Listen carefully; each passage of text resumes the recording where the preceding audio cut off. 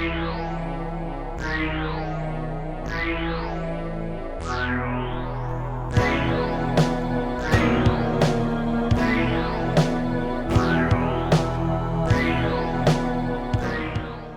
back to Sledgehammer Horror, guys. I am Ken Sledge. I'm Ashley Sledge. And today we are doing our very first episode of Didn't See That Coming. And I am so proud from Sledge people to have Joey Gantner. Joey, how you doing today, man? Doing so good. How are you guys? We are doing well.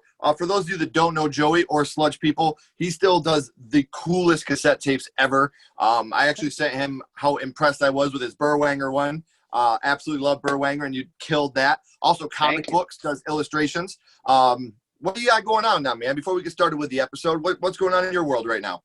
Sure. Like literally just today, got some new tapes in from The Only Ghost in Town. They have a live album called Live at the Gradwell House that comes out this Friday digitally for people on computers and phones and on cassette. And then also got a tape in a couple weeks back from Alien Nose Job from Australia. Some great punk music that came out, and plenty of good stuff on the way. More Burwanger. That's an endless relationship, I hope. So, yeah, lots to look forward to. Oh, yeah, and Josh is just a great dude, too. The greatest, absolutely. Yeah. So for those of you that don't know what this is our first episode of Didn't See That Coming. What we're going to be doing here is talking about a movie that we all enjoy very much and talking about the twist ending with it. So obviously we didn't see that coming. This is one of my wife's brainchilds. So today we're going to be talking about Frailty. So I want to say this again. If you have not seen the movie Frailty, pause this, go watch the movie. It's free on YouTube. It's on Amazon Prime. Go watch this movie and then come back and hear us talk about what we love and what we hate about it. So starting this off, Frailty, Bill Paxton, God rest his soul. He directed this movie, not only starred in it with Matthew McConaughey. What are your thoughts on the movie before we really get spoiler about it? What are your thoughts on this movie? I love it. I think it's great. Just as far as didn't see it coming, like didn't even expect it to be, what is this movie? The box art you saw has the worst graphic design of all time. It just totally doesn't interest you. And especially like 2001, 2002, when this came out, I don't want to see a Matthew McConaughey movie at this point. So nothing about it interested me at the time. And I was lucky enough in high school to be taking a film studies class. And after school, the teacher would just show us cool movies. And this was one of them. And it was a whole class of, holy shit, we didn't see this coming. What a great movie. And with that, we watched this together for the first time. Yeah, he made me watch it. I wasn't interested either. Yeah. Because it was the same thing. You're right. Even if you read what the movie's about, you're like, what is this? You know? So absolutely. Kind of getting into it, a little spoilery here. It's about the God's Hand Killer, and that's what they label themselves as. And Matthew McConaughey he starts off as Fenton Meeks. He goes into the detective's office, who is Agent Doyle, right? Yep. Agent Doyle, and he tells him that his brother, Adam, is the God's Hand Killer. So then we flash back in time, learn more about it. With this movie, I want to talk about one scene in particular that kind of, once you rewatch it, really sticks with you. When Fenton Meeks goes into the police department to talk to the FBI agent that's working on the case, he picks up a picture of the FBI agent's mom. He's like, is this your mom? I can tell you guys have the same eyes. And now when you rewatch this, that whole scene is so much more powerful once you get impacted on the ending of it. Definitely. And being a fan of Bill Paxton, just hearing him in interviews over the years, he always would say Frailty is a movie that rewards you with rewatches. And it's absolutely true. It's something, new things stand out every time. It's a well thought out and well-made movie. Mm-hmm. And something we've talked about, the kid actors in this movie did a great job. Yeah, I mean, when you're doing a movie with kids, they'll make or break it for sure. And they happen to get two really good ones who just don't annoy you. They sell everything. Fenton his being terrified, it's all in his eyes. He really delivered.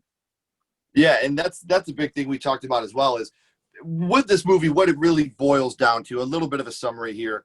Bill Paxton is the dad, and the mom died at birth. So the two boys live alone with their dad. He gets a vision from God one night.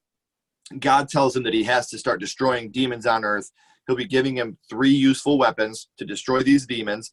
And this starts happening. But the demons are obviously people. and he brings him in. He puts his bare hand on him, and when he does that, he can see the evil that they've done. Now, Adam can see the evil. Fenton can't. So that's another big part of this movie is Nor you're can watching we. this. The first watch, you're like, we can't see it either. So the first watch, you're like, is he just crazy or what? That's what's so cool about it. You think that Fenton is the good one, and they're the crazy ones. That, And that's it. I love that's part of, you talk about didn't see that coming. Throughout the whole movie, you're misled in so many different directions in this movie. And I think that's what's so powerful about this movie. It's not just one twist. It's about 4 or 5 twists that line up together that just make it so well. You'll be dizzy by the end of all these twists. Yeah. And one thing I wanted to ask you about, because I didn't catch this until we just rewatched it again. When they're driving in the car and the FBI agent is talking to Fenton, and he's like, "Are you a cop?" And he's like, "I thought about it when I was a kid." He's like, "Well, you got great instincts for this." And then you get to the end and find out that Matthew McConaughey is the sheriff in the town. Yeah. So, I mean, that's another thing. So, with this, when you first watched it, did you feel the same way we did, that Fenton was kind of the good guy? Or did you always kind of believe that the demon thing was real?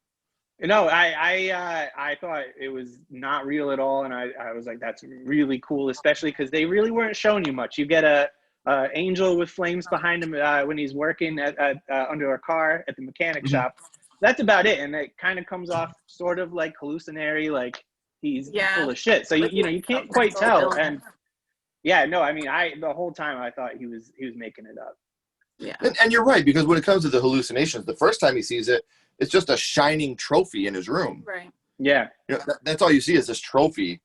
It's very ambiguous. And I was actually reading that in the script, it was more like they would show you, when you touched him, the demons and everything like that. And that was something Paxton said it'd be better without that. And I agree.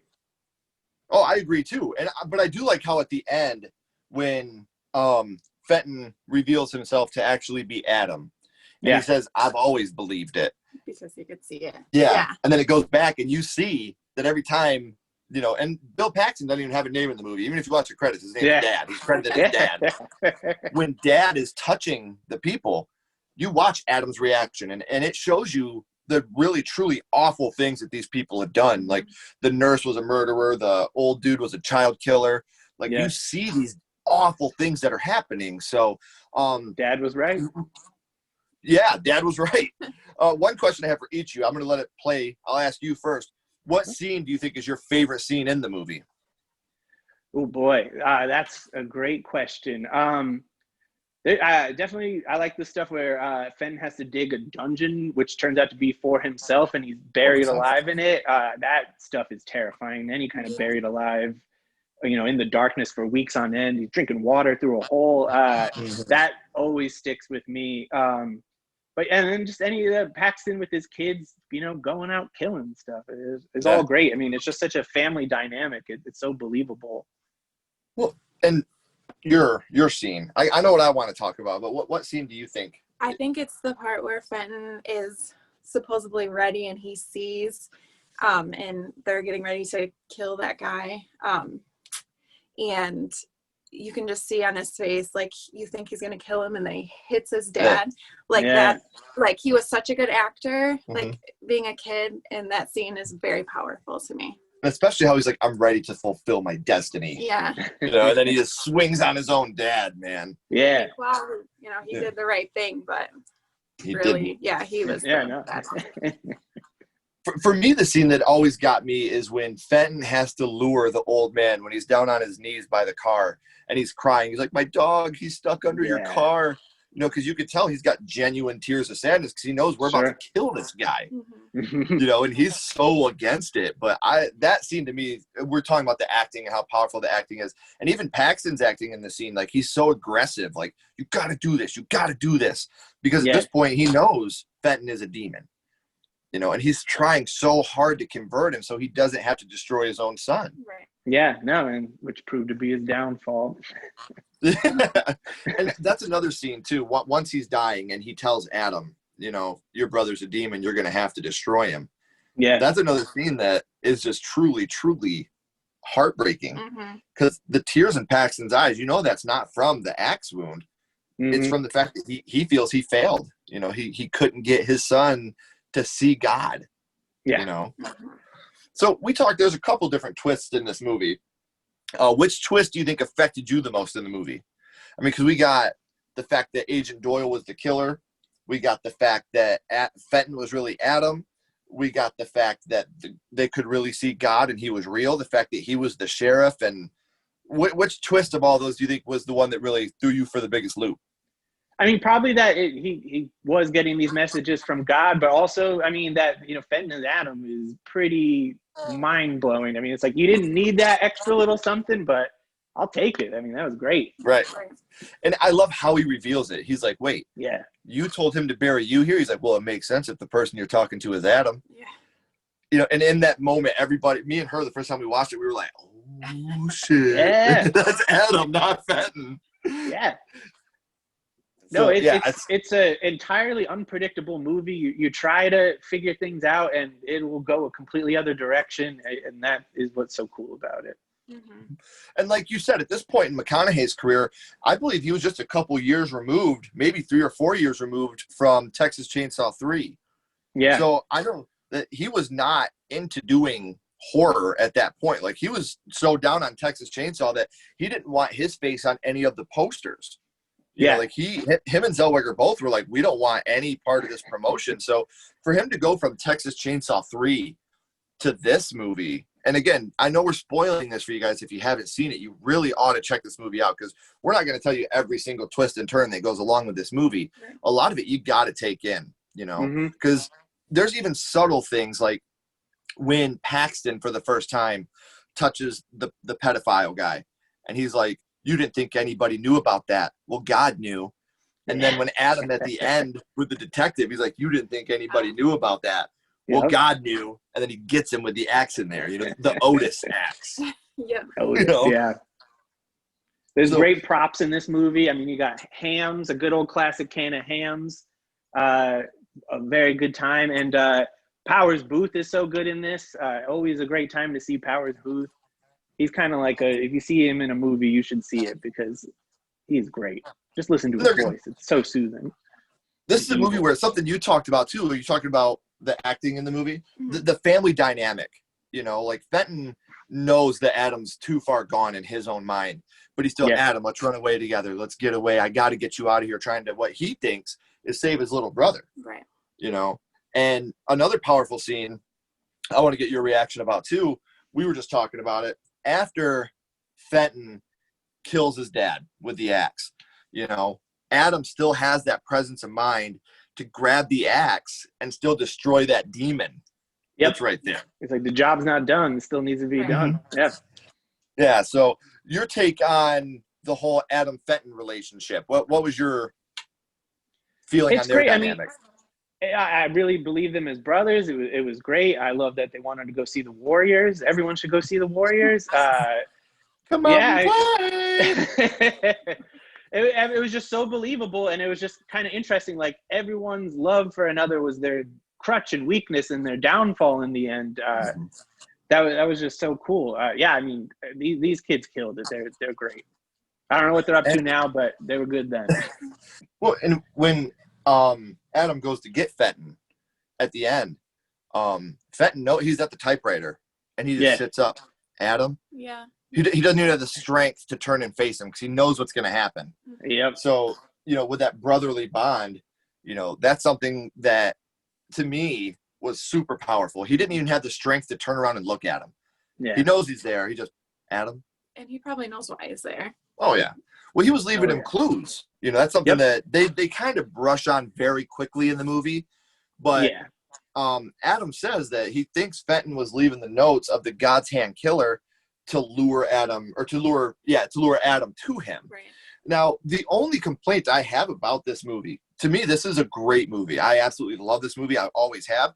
But I wish we could have seen more of the Fenton God's Hand killer side of it. How he was out there actually killing people and keeping them in his basement.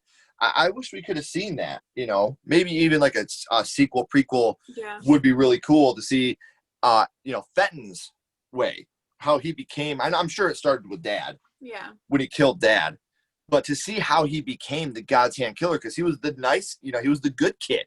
Sure. Yeah, like how long Yeah. was he a demon? Is this what turned him? Those events? Yeah, it definitely. I mean, there's a lot of potential there. Mm-hmm. So if you're going to rank this movie on a scale of 1 to 5, we'll go skulls, just like with my first horror movie. If you were going to rank this on a 0 to 5 skull ranking, what would you give it? Oh, I say it gets 5 skulls. It really just delights, and especially if you haven't seen it, it's like a great just first watch. It's everything you want in a movie. Like you're engrossed in it. It's one you got to pay attention to. And it's also that Donnie Darko effect where you're going to enjoy it your first watch, but your second, third, and fourth watch, you're going to enjoy it just as much because you're picking up on things you didn't catch in the other watches. Yeah, no, I mean, I bring this movie to people all the time of just like, hey, here's a wild card for you. Everyone's going to love it. And having to watch it again for the millionth time, it's still just great. And you do pick up other things. And I was so stoked because I put up online that I wanted to be doing my first episode, and you commented right away, like, I love this movie. Yeah, so to find someone else that was already entranced in a movie that was so close to us, because this was when we first got together, so when this came out. So for this to be something that means a lot to us, this is something we wanted to do together. So to find someone else that was already so passionate about the movie is a whole lot of fun to me too. Hey, I'm glad. I'm always happy to find other Frailty fans. So this is a dream come true for me. Don't worry. Yeah. Another scene that I want to talk about that I think often gets overlooked when people talk about this movie, when he's done digging and his hands are torn up and he goes into the house and the dad's like, well, your hands are already torn up. We're not going to use the gloves now, but when you use the gloves, when you go back out to digging again, put these gloves on. Then he goes out and he's digging again, and his hands are sore and everything. And dad comes out and he says, did you find God yet? And he's like, there is no God. Like that to me, that scene, he's already in the cellar when he says that. He's just like, there is no God. Like that scene to me is just like, that's when he's just like, I'm done. He's been in the hole for like a week at that point. Right. Yeah. And it's just that whole sequence right there of watching him dig his own grave, essentially, blistering his hands all to pieces, and then just saying, there is no God. Like his total, that's to me when he knew, I'm going to kill my dad. Yeah, definitely. So is there any scenes that you'd like to talk about that we haven't touched on yet? Maybe not necessarily scenes, but I think one thing that really impressed me about this movie at the time, again, not seeing this coming from McConaughey, but also from Paxton, his movies, he's a likable guy always, but he's a goofball, always a little bit of something. And he is that in this. That's how, the family dynamic works so well. But he is terrifying in this movie in a way that I don't think any of us really saw from him before. And it definitely made me a fan. And also just the fact that he directed it. I always respect actors that can also, put up and really are good at what they do and really understand the craft. And I really like that. So it's definitely the performances that I like the whole time, and the plot as well. But it opens so cool and unassuming, and it really sells how things were at first before it takes that turn. And Bill Paxton wakes up his children to tell him, we have to go murder demons. Right. And I love the little things about it. Like when he gives Fenton the first list, he's like, Dad, these are people's names. Yeah. That's when he's really starting to realize too, oh my God, my dad's he's gonna kill somebody. Yeah. And then Adam gives a list of just bullies and stuff of hey, let's murder these people. You want to talk about that scene? No, I just think that's funny. He's like, yeah, Dad, let's go kill these guys that were making fun of me. We're all in on this now. One last thing I want to talk about before we get off here, because this is something else that really I feel was powerful in the movie that doesn't get talked about too. Fenton at one point runs away. And when Fenton runs away, he goes and gets the sheriff, and he comes back with the sheriff, telling the sheriff, this is what my dad's done. I can take you to the cellar. I can show you. And the sheriff doesn't believe him at all. The sheriff's calling bullshit on him. He's like, I don't know why I'm doing this. So they go down to the cellar. There's nothing there. And he's like, I'll take you to the rose garden and I'll show you the bodies. So the sheriff starts walking up the stairs, and Paxton gets him with the axe. and then he kills him and he starts puking. He's like, I've never killed a man before. Yeah. Like, it's his first innocent victim. And that's definitely, one of those times where you start to question, like, wait a second, like, does he mean it? But and the whole time too, like, you're just feeling so frustrated with this like Texas sheriff of just like, oh my God, listen to this kid, they're killing people. Yes. But, Yes. But yeah, I think that for me was also the turning point of, I really think that they might actually see demons, because he's, and Paxton, like you said, he's selling it, everything. And it's funny, like you said, you watch Paxton in Twister, and you watch Paxton in Frailty, and those are two completely different actors. Yeah. And he sells that part. He's crying, he's puking. I've never killed anyone before. And Fenton's mind's blown. He's like, I watch you kill people all the time, dude. Yeah. So good. It's so cool to have you on here to talk about this, man. It really is. Thank you. It's just been a blast. It's something that I would like to have you on for a couple more episodes. There's a bunch of movies like this where I didn't see that coming, so I'd be happy to come back. Right.